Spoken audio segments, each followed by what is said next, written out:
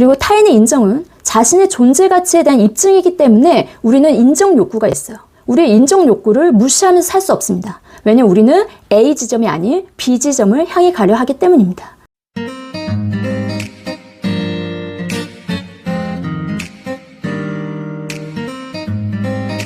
네, 제 주제는 우리의 수업은 모두 각자만의 스토리이다 이고요. 저는 노지연입니다. 오늘 이 시간에 제가 선생님들께 드릴 단 하나의 메시지는 우리 모두는 자신만의 스토리가 담긴 특별한 수업을 만들 수 있다는 것입니다. 오늘 이 주제 하나를 가지고 제가 선생님들께 말씀을 드릴 거고요. 근데 이제 이 주제를 딱 보시면 이제 몇 가지 의문이 드시죠? 그래서 총 3부로 나눠서 좀 말씀을 드리도록 하겠습니다. 첫 번째 의문은요. 왜 자신만의 특별한 수업을 만들어야 할까? 그 첫 번째 질문에 대한 것을 일부로 해서 먼저 말씀드리고요. 2부에서는 그러면 이런 특별한 수업을 만든다면 어떻게 만들 수 있을까? 그리고 이제 3부는 간단하게 제가 이 연수를 마무리하며 드리고 싶은 이야기를 좀 썼어요. 그래서 그걸 선생님들께 좀 말씀드리도록 하겠습니다. 그럼 1부 시작하도록 하겠습니다. 자, 지금부터 시작이에요. 자, 우리는 왜 자신만의 특별한 수업을 만들어야 하는가? 자, 요것도 한 3가지 이유를 이제 들어봤고요. 제가 오늘 이 3부까지 가면서 아마 총 5권의 책이 소개가 되어질 것 같아요. 그리고 책 내용을 좀 읽을 겁니다. 그래서 일단 첫 번째, 우리가 특별한 수업을 왜 만들어야 되느냐의 첫 번째 이유입니다. 우리는 타인을 바라보며 살 수밖에 없다. 교육 사회적인 측면인데요. 이거는 박운현 씨의 8단어라는 책입니다. 요 초록색 바탕에 요 책인데요. 아마 한 번씩은 거의 보셨을 것 같아요. 그래서 이제 우리 인생에 필요한 8개의 단어, 그 중에 자존입니다. 제가 조금 읽을게요, 선생님들. 자존감을 가지는데 가장 방해가 되는 요인은 아마 우리 교육이 아닐까 싶습니다. 우리나라 교육은 아이들 각자가 가지고 있는 것에 기준을 두고 그것을 끄집어내기보다 기준점을 바깥에 찍죠. 명문 중학교, 특목고, 좋은 대학, 좋은 직장, 엄친아, 엄친딸을 따라가는 게 우리 교육입니다. 다시 말해 판단의 기준점이 나가 아니라 엄마 친구의 아들과 딸이란 말입니다. 그런데 우리 교육은 과연 어떤가요? 내 안에 있는 걸 존중하게 해주는 교육이었을까요? 그렇지 않죠. 우리는 늘 우리에게 없는 것에 대해 지적받고 그것을 가져야 한다고 교육받아왔어요. 칭찬은 자존감을 키워주는데 가진 것에 대한 칭찬이 아닌 갖지 못한 것에 대한 질타는 눈치를 자라게 합니다. 중심점을 바깥에 놓고 눈치 보며 바깥을 살핍니다. 자존은 중심점을 안에 찍고 그것을 향해 나아가는 겁니다. 제 책을 이제 보신 선생님도 있으시고 또 보지 못하신 선생님도 있으실 것 같아요. 근데 저는 사실 남과의 비교를 한평생 하고 살았습니다. 거의 한평생이라고 이야기할 정도로 교사가 돼서도 제가 이제 21년 차가 되는데 한 15년 차까지는 항상 다른 선생님과 제 자신을 비교하면서 항상 초라하고 작아졌던 것 같아요.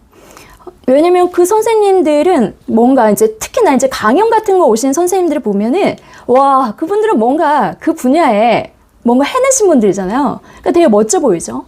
그러면 그냥 부러워만 해도 되는데 정말 잘하신다, 좋다, 부럽다 이 정도만 해도 되는데 그리고 나면 항상 마지막에 화살은 저한테 꽂히더라고요. 근데 나는 왜? 나는 왜 이렇게 할 줄 아는 게 없지? 뭔가 하는 게 없나? 이제 막 이런 것부터 시작해서 항상 제 자신을 책짓질을 했던 것 같아요. 그런데 이 책을 읽기 전까지는 그냥 그게 당연한 줄 알았어요. 그냥 그렇게 다 남들과 비교하고 다들 나처럼 그렇게 산다라고 생각을 했는데 제가 이 책을 읽고 이게 우리 사회가 우리의 교육이 혹시 나보다 타인을 바라보게끔 만들었던 건 아닐까? 나한테 있는 것보다 타인이 가진 것, 즉 나한테 없는 것들을 더 많이 나에게 주입하려고 했던 게 아닐까 이런 생각을 하게 된 거죠. 사실 10명이 하나씩만 잘해도 그럼 10가지를 진짜 잘해야 되는 건데 저는 그냥 매번 1번, 2번 선생님, 3번 선생님, 10번 선생님까지 있으면 그들의 하나씩을 다 부러워하고 항상 나에 대한 비교로 마지막을 장식했던 것 같습니다. 그랬을 때 이게 나 혼자만의 문제가 아니라 내가 교육과 사회적인 측면에서 이렇게 타인과의 비교를 할 수밖에 없는 상황에 놓였을 수도 있었겠다라는 생각을 하게 되는 거죠. 그런데 이제 제가 어느 정도 저만의 것이 조금 생겼는데도 타인을 비교했던 모습이 있더라는 거죠. 그러다가 이제 두 번째 책을 접하게 됩니다. 이 두 번째 책은요, 선생님들, 이 12가지 인생의 법칙이라는 게 있어요. 이 조던 피터슨이라는 사람이 쓴 건데, 책도 되게 두껍습니다. 이 책에서 아주 재미난 내용을 발견하죠. 그거는 우리가 타인을 바라보며 살 수밖에 없는 유전학적인 측면이었습니다. 그래서 제가 그 부분만 조금 읽어보도록 하겠습니다. 인간은 시각적인 존재다. 무엇인가를 보려면 먼저 대상을 정해야 한다. 그래서 항상 뭔가를 목표로 삼아 눈길을 보낸다. 인간의 정신은 수렵과 채집에 길들여진 몸이라는 토대 위에 들어서 있다. 수렵은 표적을 정해서 돌멩이 같은 무기를 던져 맞히는 행위이고, 채집은 대상을 줍고 뜯는 행위다. 우리는 목표물을 향해 돌이나 창, 부메랑을 던지는 행위에 익숙하다. 둥근 링을 통과하도록 공을 던지고, 그물망을 향해 공을 때리며 얼음판 위에 그려진 관역으로 둥근 화감 돌덩어리를 굴린다. 또 활과 권총, 소총과 로켓으로 표적을 향해 발사체를 쏘아 올린다. 목표가 없으면 우리는 항해할 수 없다. 이 땅에 사는 동안 우리는 끝없이 항해해야 한다. 우리는 언제나 A라는 지점에 있고 동시에 B라는 지점을 향해 움직이고 있다. 이때 A는 기준에 못 미치는 지점이고 B는 지금보다 더 나은 지점이다. 우리 자식뿐 아니라 이 세상 역시 불충분한 상태로 보기 때문에 그 부족한 부분을 채우려고 늘 무엇인가를 시도한다. 필요한 것을 모두 갖추었더라도 더 나은 상황을 만들 수 있는 새로운 방법을 생각해낸다. 만족은 잠시뿐이고 곧 호기심이 다시 발동한다. 현재는 부족하고 미래는 낫다는 생각, 이것이 인간의 일반적인 사고방식이다. 제가 왜 항상 내 자신을 책짓질하면서 그 다음 목표를 갈 수밖에 없었는지를 굉장히 유전학적인 측면에서 이해하게 됐습니다. 항상 우리는 A라는 지점과 B 지점 사이에 있다라고 이야기를 하고요. 그 A는 언제나 기준에 못 미치는 나의 모습, B 지점은 뭔가 더 나은 나의 모습. 근데 이게 굉장히 중요한 부분이더라고요. 왜냐면 이와 같은 사고를 하지 않으면 더 이상 나아가지 않는 거죠. 인간들이 어쨌든 더 나은 삶을 추구하지 않게 된다는 것이죠. 그런데 이제 문제는 A에서 B까지 갔어. 근데 어느 순간 B는 다시 A 지점이 돼버리더라고요. 또 다른 새로운 지점이, 더 나은 지점이 B가 보이기 시작을 하는 것이죠. 그래서 제가 왜 이렇게 나를 다시 B 지점으로 향하게끔 했는지, 그게 우리의 일반적인 어떤 사고방식이라는 그런 것들을 좀 깨닫게 됐습니다. 근데 이 부분이 왜 그런지 또 뒤에 가서 좀 나오거든요. 그래서 그거는 그때 이야기 나누도록 할게요. 그런데 선생님들, 우리의 사고방식이 그렇다 하더라도요. 여기 이제 조던 피터슨은 또 이런 얘기를 합니다. 그럼에도 타인과의 비교를 하는 당신에게 이 비평 과정이 어떻게 진행되는지를 보여주겠다라고 이야기를 하죠. 그래서 이 비평은요, 이제 내면의 비평가라고 이제 이야기를 하는 것은 이제 내 안에서 나의 목소리죠. 그런데 야, 너 왜 이것밖에 안 돼? 너 이거 뭐야? 너 왜 이렇게 할 줄 아는 게 없어? 막 이제 이와 같은 타인과의 비교를 통한 어떤 내면의 비평가를 얘기하는 거고요. 그래서 한번 볼게요, 선생님. 그런데도 여전히 내면의 비평가가 남들과의 비교를 시도하며 당신을 깎아내리려 한다면 비평 과정이 어떻게 진행되는지를 살펴보는 것도 도움이 될 것이다. 내면의 비평가는 먼저 특정한 비교 영역을 임의로 선택한다. 예를 들어 권력이나 명성이라는 영역을 선택한다고 해보자. 다음 단계에서는 그 영역이 가장 중요한 것처럼 의미를 부풀린다. 그리고 마지막 단계에서 당신이 아는 그 영역의 최고의 스타들과 당신을 비교한다. 거의 모든 세상 사람들에게 불리한 비교이니 당연히 당신에게도 불리할 수밖에 없다. 최종 단계에서 더 나아가면 당신과 비교 대상 간의 격차가 불공평한 삶의 증거로 활용된다. 어린 나이에는 경험도 없고 개성이 뚜렷하지도 않다. 자신만의 가치관을 갖추기에는 지혜와 지식도 부족하다. 그래도 판단 기준은 필요하다. 기준이 없으면 갈 곳도 없고 할 일도 없으니까.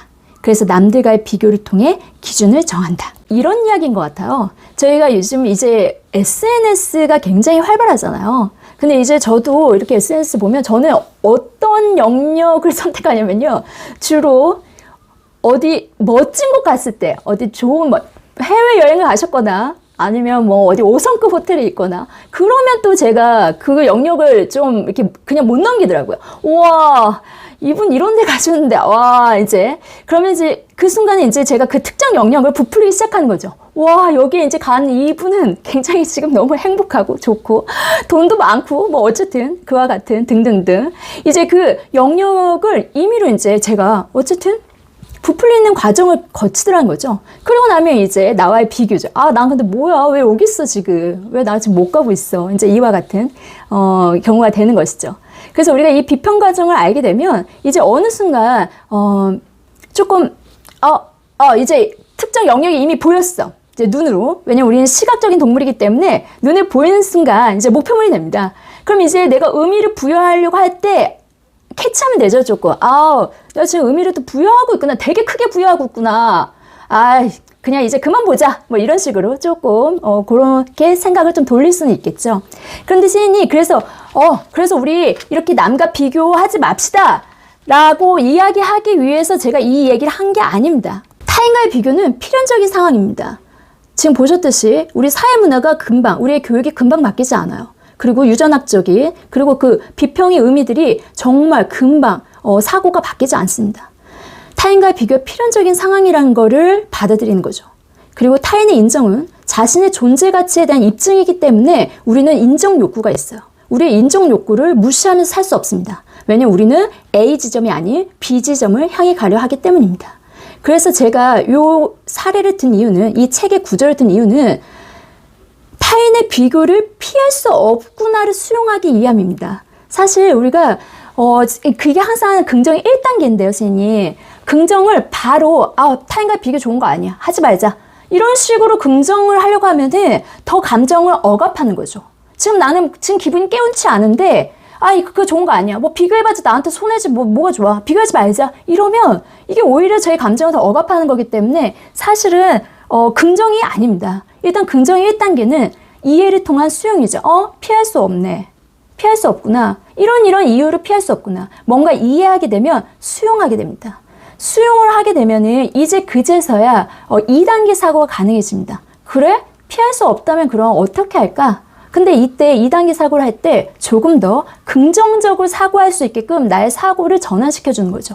좋아, 그럼 피할 수 없다면 어떻게 하지? 남들을 조금 바라보지 않으면 좋겠는데, 그럼 나만의 것이 있으면 좀 덜 바라볼 수 있겠구나. 나만의 것이 있을 때 덜 흔들리고 덜 지치고 조금 더 당당해질 수 있지 않을까? 이제 이게 우리가 나만의 특별한 수업을 만들어야 되는 첫 번째 이유입니다. 나의 기준에 의해서 나의 것을 만들어 본 사람은 이제 타인의 삶을 덜 비교하게 됩니다. 왜냐하면 모든 답은 자신 안에 있다는 것을 알게 되기 때문이죠.